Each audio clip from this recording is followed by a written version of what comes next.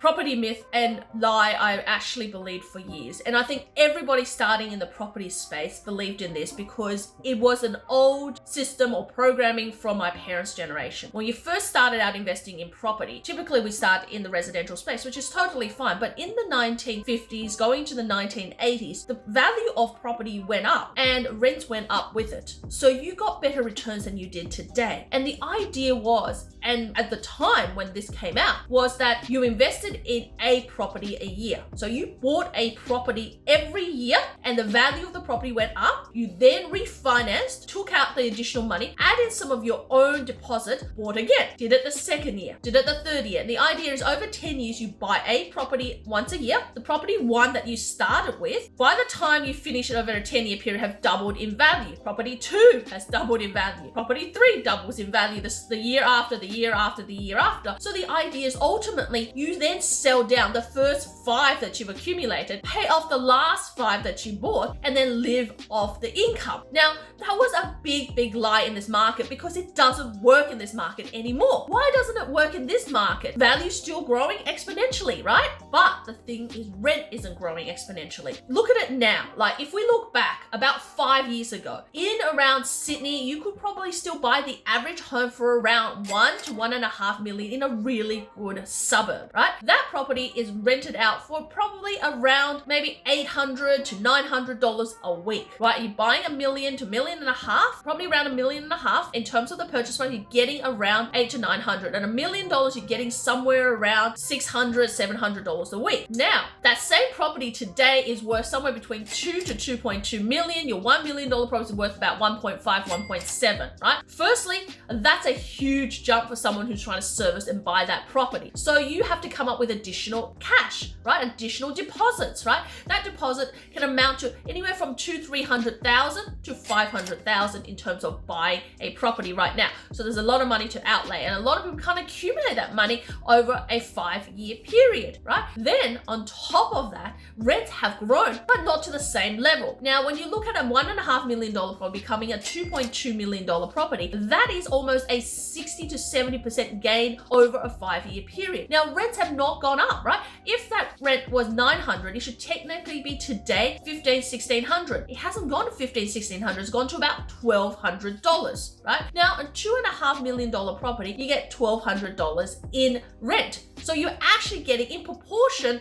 less rent versus how much the property has grown. What does that mean? That means that value has grown exponentially because there's more people wanting to buy the property, pushing up the prices, but there is lack of people being able to afford the rent. So you couldn't put a rent up that much, right? What does that mean in the future when you retire? It means that in the future, when you actually come to retiring, you are going to have a lot less income than when you thought you was going to have when you start the process. Let me explain how and how you can safeguard yourself against it. Now, my name is Helen Tarrant. I help everyday Australians become wealthy and financially free through commercial property investment. I help them through 3 pillars: cash flow, growth, and uplift. And if this video is relevant to you and you want to know how you can fast track your retirement journey and get to cash flow, your cash flow freedom cash flow figure as soon as possible, then booking for a free strategy call where we can personalize all of these strategies around commercial property to you and build you out a blueprint and give you a crystal clear vision how to get there. Now, that was the old way of investing. Buy a property every year, value goes up, rent goes up, you now sell the property at the end of your retirement phase, you pay down your debt, and you live debt-free off your 5 properties. Multiple streams of income, it increases almost every few years, you can then sail off to the sunset. However, right now, if you were to do the same, let's say you accumulated and you were able to pay down a $2 million portfolio with no debt, and now you're living on $2 million of value of property, or maybe $5 million,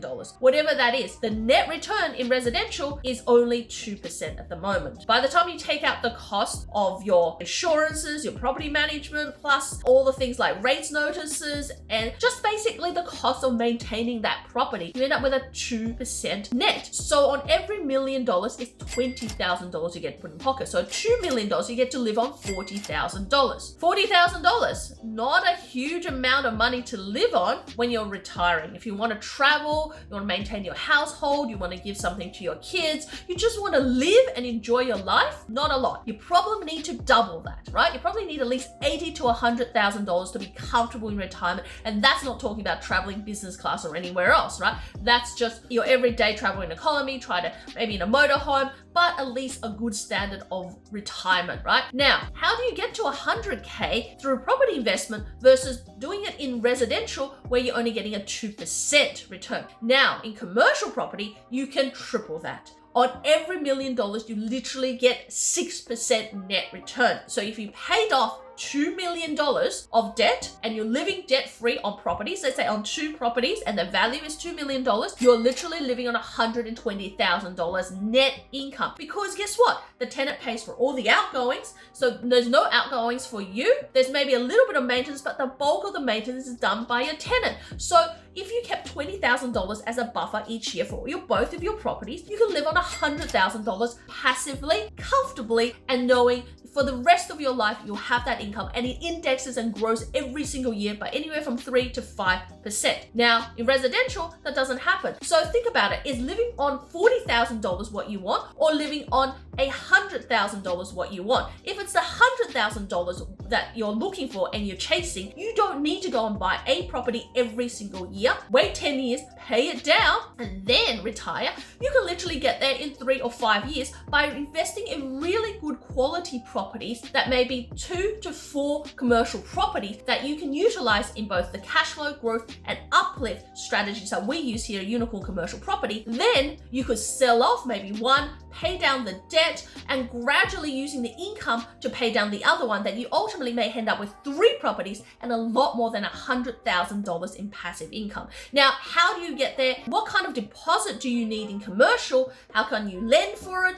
All of that is a separate video that I'll be doing, and you'll be able to check them out. But also, if you want to find out the answers right now, you can book in for that free strategy session where I can tell you what kind of properties you're going to need, what areas, and also the type of loans you can get. Even though you might not be able to get it right now in residential, you can still get loans in commercial even though you can't service. So the magic of commercial is some point after the age of 50, when the bank loses interest on you because you can't service, you've got to switch to commercial. Look at the cash flow component because you're heading towards retirement. So the lie about buying a property every year, grows in value, sell it, and living it off is a meager existence, right? You want a higher level existence, a comfortable retirement. You don't need 5 properties. You don't need 10 properties. You need 2 to 4 really good commercial properties that give you consistent cash flow, diversified across Australia, different types of property, different tenants with versatility and value. That's what's going to get there. And I can help you create a plan and give you crystal clear vision, tell you what to invest, how to invest, and the criteria and the profiles of that property. We're the only company in Australia that knows how to plan for the big picture, re-engineering it back, and give you the characteristics about the first one. It's never about the first property. It's about the second, third, and fourth property to come, right? So